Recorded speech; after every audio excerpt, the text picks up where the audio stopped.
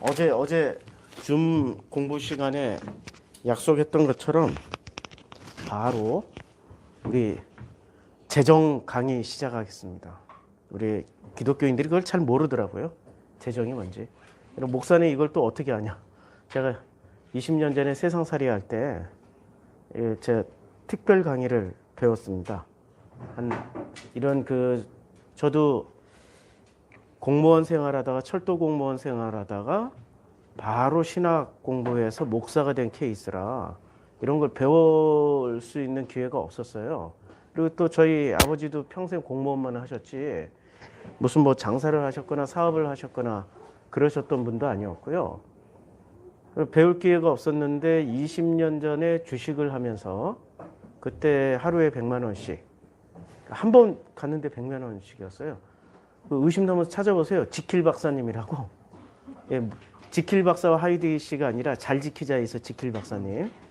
그분이 20년 전에 하나증권배, 대우증권배, 무슨 키움증권 모든 증권배 1등을 먹은 사람이에요. 모든 대회에서.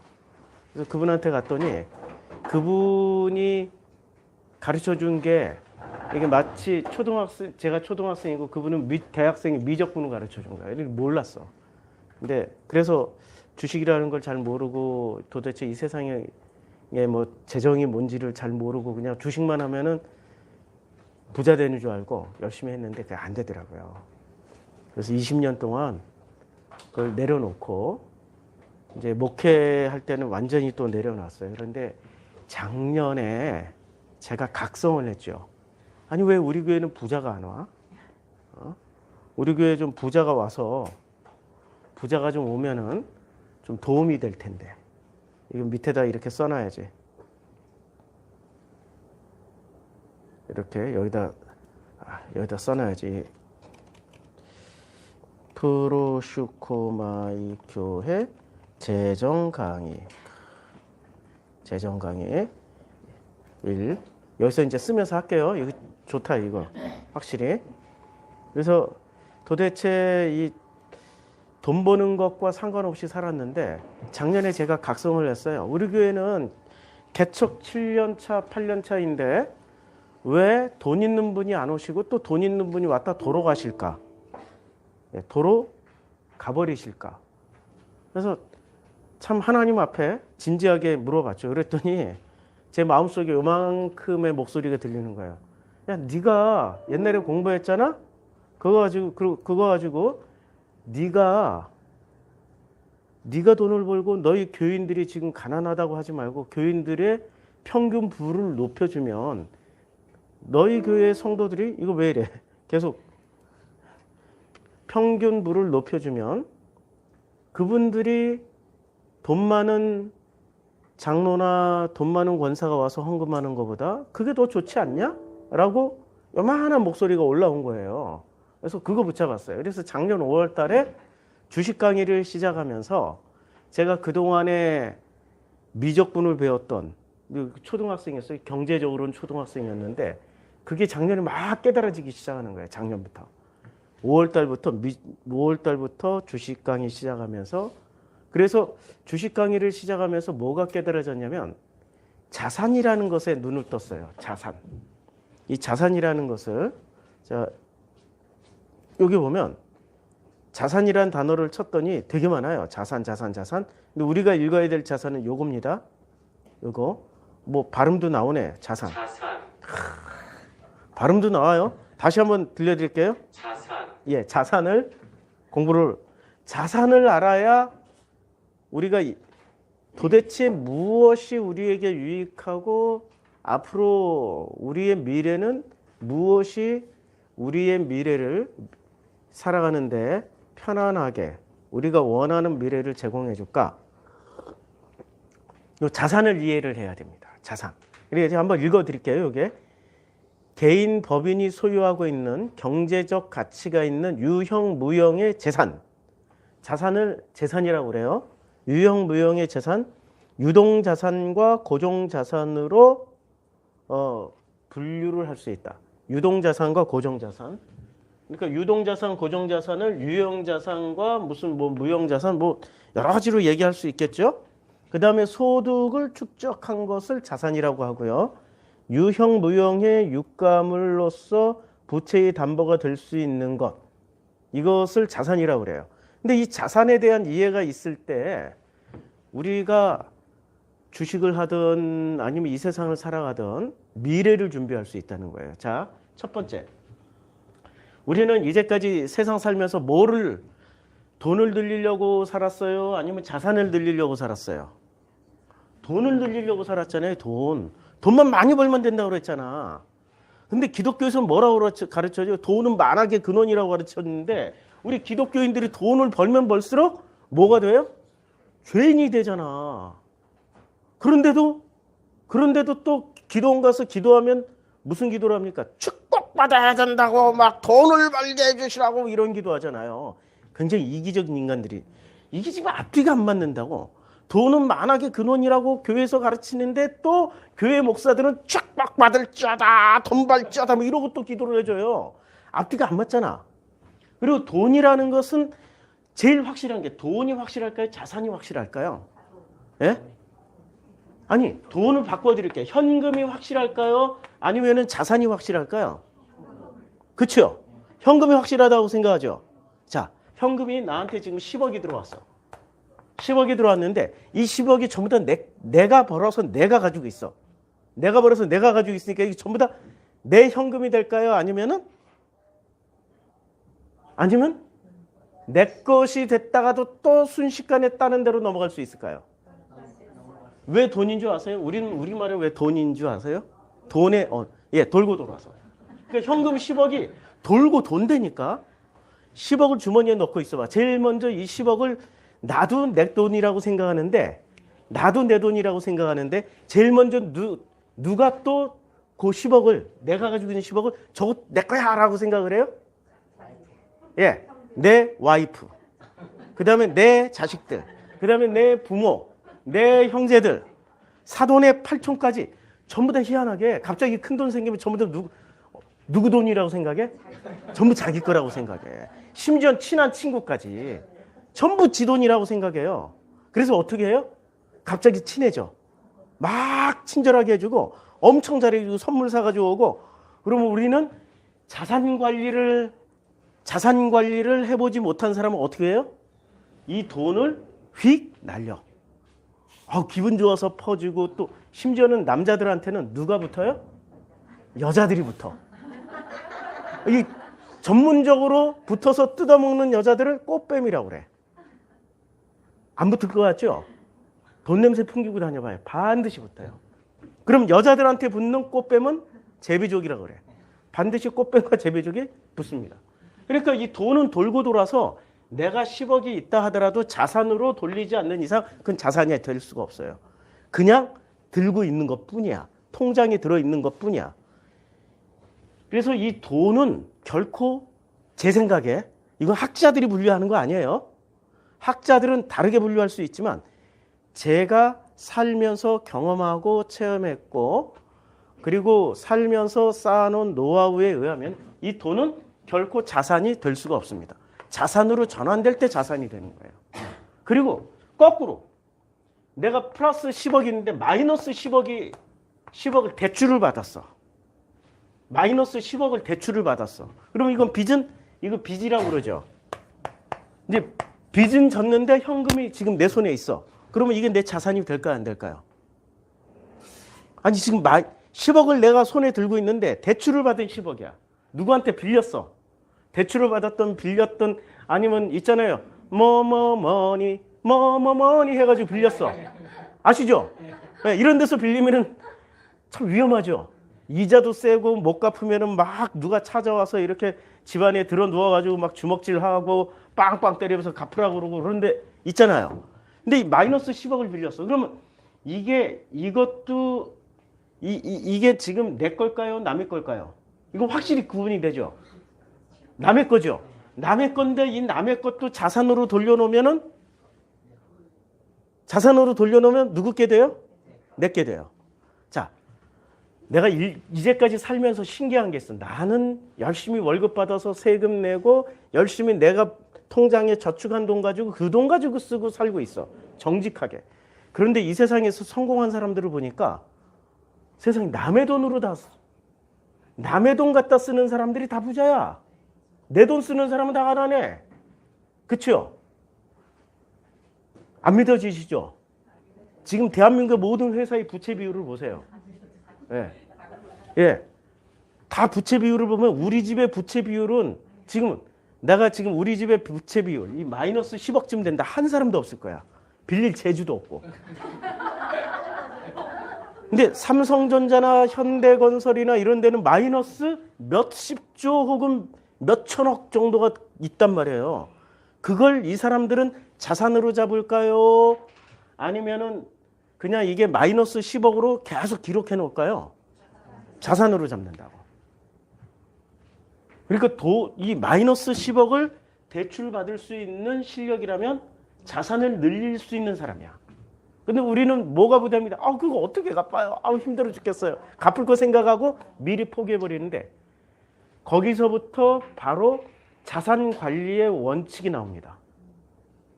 많이 빌려서 많이 갚는 게 훌륭한 사람일까요? 하나도 안 빌리고 하나도 안 갚는 사람이 자산 관리를 잘하는 훌륭한 사람일까요? 많이 빌려서 많이 갚고 많이 남기는 사람이 자산 관리의 1인자야. 이제 개념을 바꿔야 돼. 뭔 얘기인지 아시죠? 그래서 성경에 누가 나와요? 불의한 청지기가 나와. 불의한 청지기가 주인의 돈을 많이 빌려가지고 안 갚았어. 그게 불의한 청지기 내용이잖아요. 안 갚았는데 주인이 불나다가 어떻게 해요? 탕감해줘 버리잖아. 그러니까 자기가 뭐예요? 와, 이렇게 시원하고 맛있는 게. 근데 이렇게 이 탕감받은 돈을 어떻게 해요? 탕감받았기 때문에 이 사람은 그동안에 마이너스 10억을 탕감받았단 말이에요. 탕감받은 즉시 이 사람은 마이너스 10억이 전부 다 뭐가 됐어요? 자기 자산이 돼버렸잖아요. 그러니까 자기 자산이 되니까 기분 좋아서 어떻게 해요? 자기도 또 이 마이너스 10억을 주인 돈을 몰래 꽁쳐서 또 돈 빌려줬잖아. 그러니까 기분 좋아가지고 야, 나도 탕감받았으니까 너도 탕감해줄게. 다 해줘도 마이너스 10억이 안 되는 거야. 그러니까 자기는 많이 남는 거야. 그 기분이 좋은 거야. 그런데 불의한 청지기는 어떻게 했어요? 탕감받았는데도 불구하고 너희 새끼 내놔. 다 쫓아다니면서 다 받아냈잖아. 그렇죠? 그러니까 이게 성경에 나와 있다니까. 마이너스가 재산이 될 수도 있다. 성경에 나와 있다니까.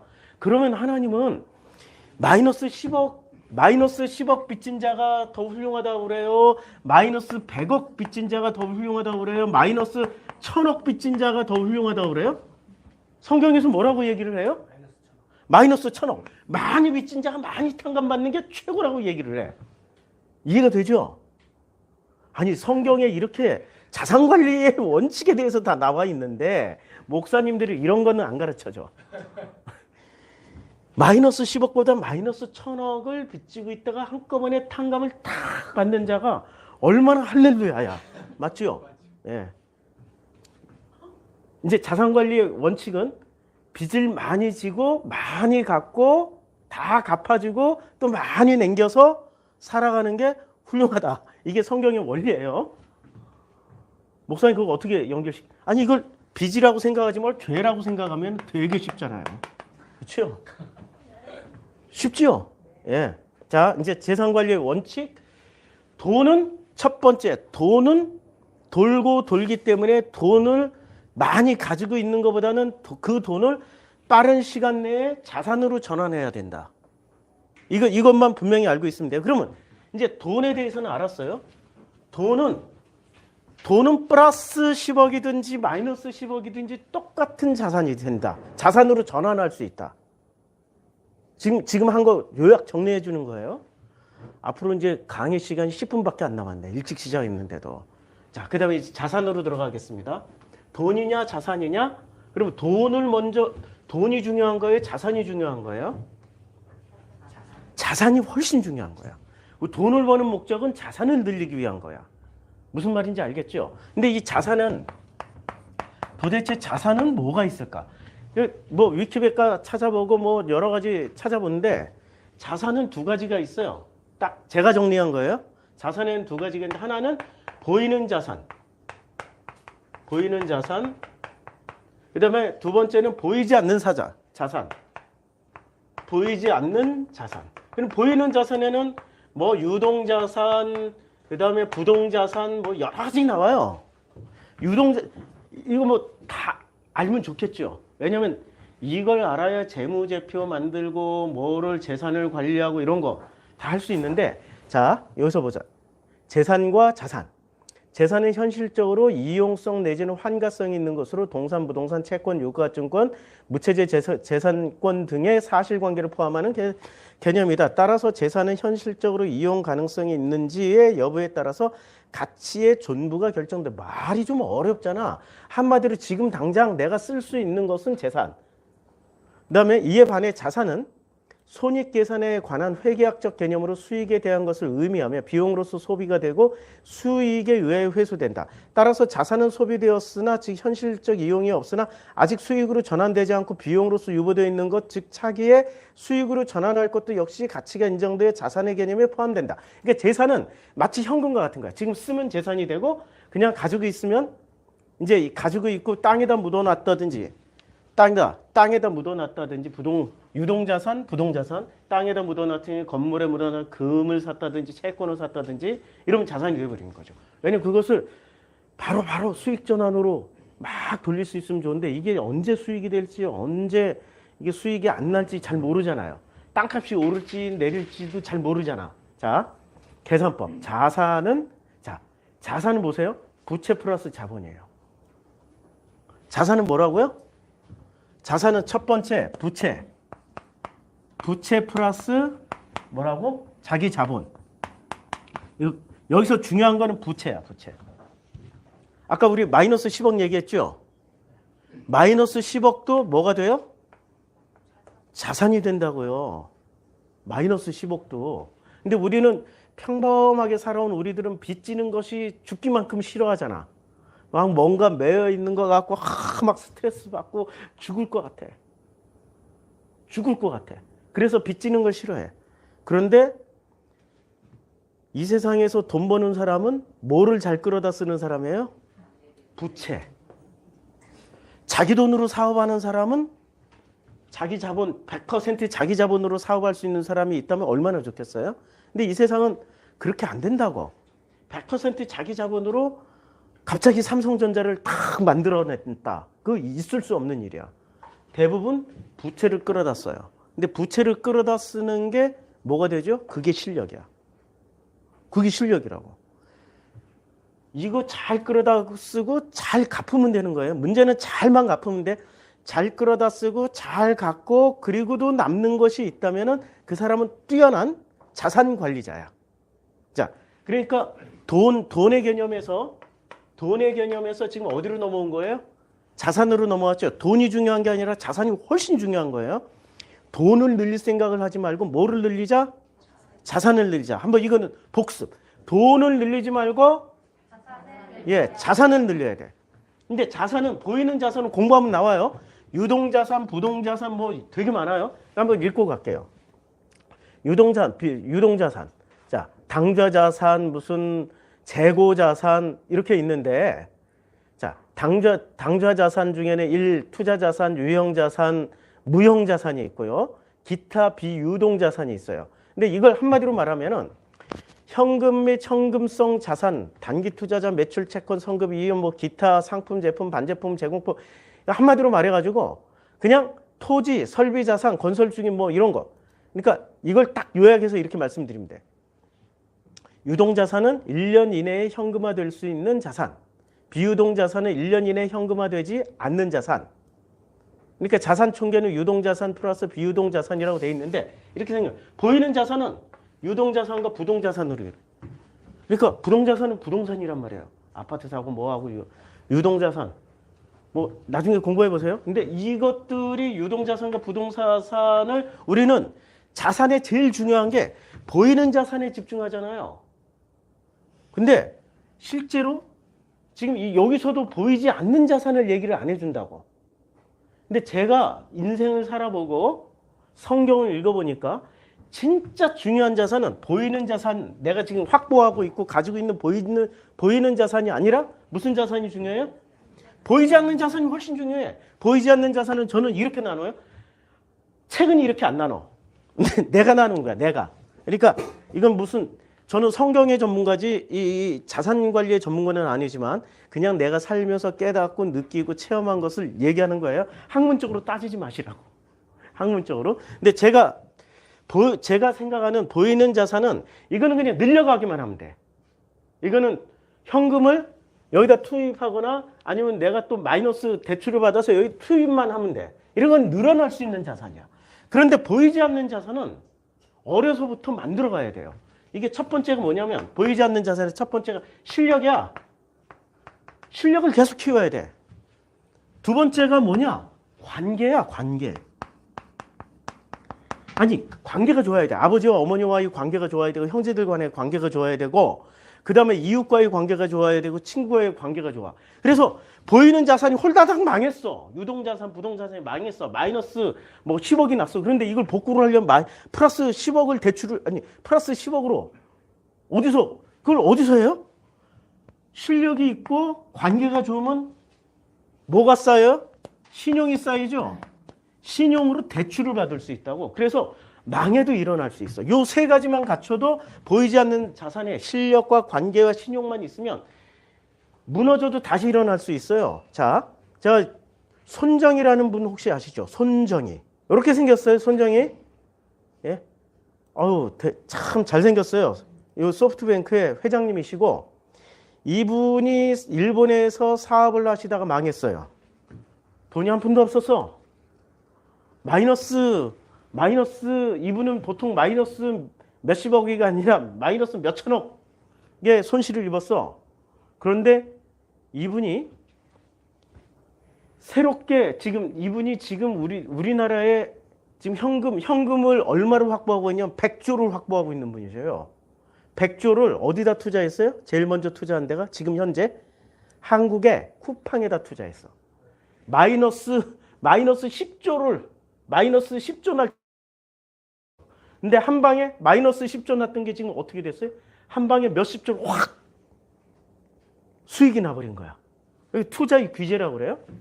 이분이 망하다 보니까 그 전에 잘 나갔을 때 매일 밥 먹고 술 먹고 함께 했던 사람들이 싹 떨어져 나가고 10명만 남더라는 거야. 10명.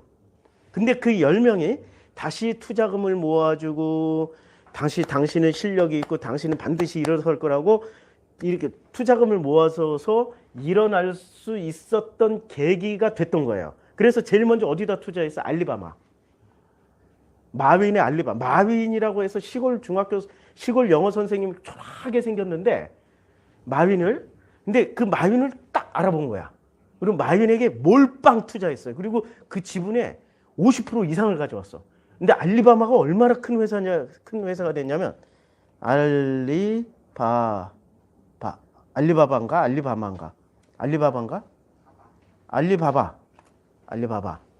이게 알리바바예요. 자, 이게 알리바바인데 이 알리바바의 자본금을 한번 보자고요. 알리바바 자본금.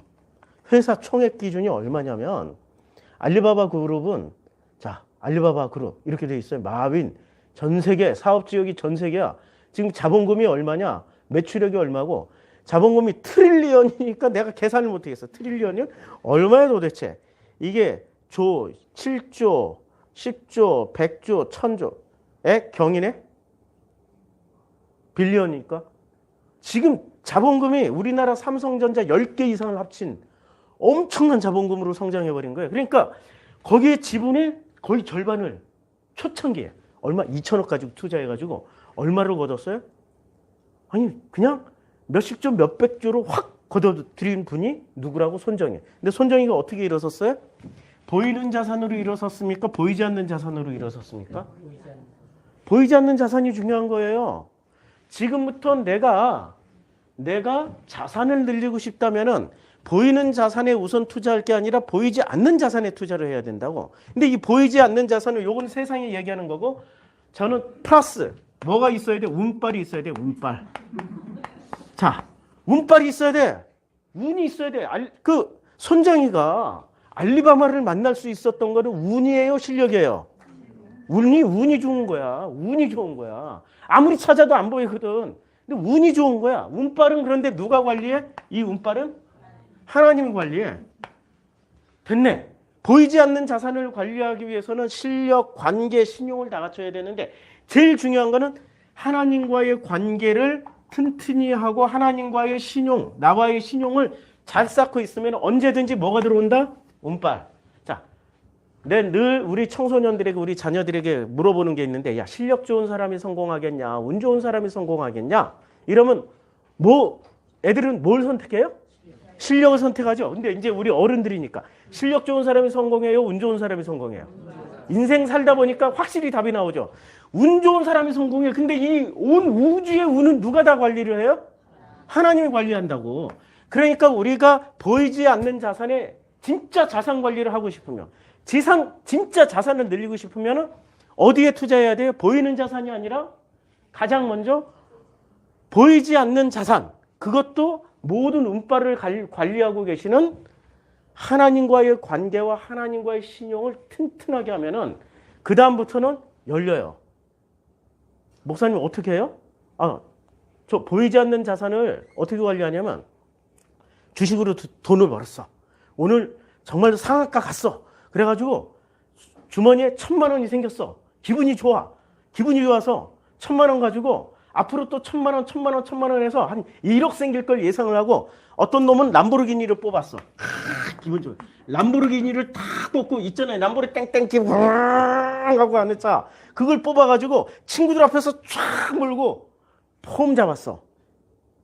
아니 돈 벌었다고 이런 거 사가지고 친구들 앞에서 팍 뽀대나게 자랑하는 놈이 있고, 또 어떤 분은 그거 생겼다고 야 기분 좋다고 자기 친구들 자기 가족들 만나서 다 뭐를 해주냐, 회식해주고 고기 사주고 또 친구들하고 술도 먹여주고 막 이래. 야 돈 벌었다, 다음에 또 돈 벌면 또 사줄게 막 이래. 자, 어떤 사람이 잘하는 걸까요? 돈 벌어가지고 이거 남부리 땡땡은 팔면은 도로 그 가격 받아. 이거 자산이라고. 여기에 투자하는 사람이 돈 벌을 거. 지금 자산 관리를, 보이지 않는 자산 관리를 잘하는 걸까요? 아니면은 가족, 일가, 친척, 친구들에게 사주는 사람이 더 잘하는 걸까요? 어떤 걸 선택해? 예? 사주는 사람이지. 왜냐하면 관계를 만들고 신용을 만들잖아. 이야, 쟤는 정말 주식이 대가구나. 야, 잘한다. 이렇게 한 10번만 사주면 어떻게 되겠어요? 투자금이 들어와. 투자금이 들어온다니까. 그렇게 해서 자기도 모르게 투자회사를 만들 수가 있다고. 생각을 바꿔 먹으라고. 생각을 바꿔 먹으세요. 그냥 남보르 땡땡 사는 것보다 일단은 제일 먼저 어디에 투자하라고요? 보이지 않는 자산에 투자를 해야 돼. 그리고 자기 실력도 키워야 돼. 여기다 플러스 이 모든 걸 다 실력, 운빨, 관계, 신용, 이 운빨까지 다 됐는데 문제는 자기 건강을 잃으면 어떻게 돼요? 다 소용없죠. 그래서 자기 자신에게도 투자해야 돼. 건강해야 된다니까요. 그래서 보이지 않는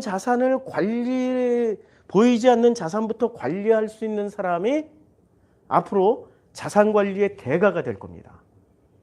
이거는 보이는 자산은 눈에 막 보이고 늘어나니까 얼마나 좋아요?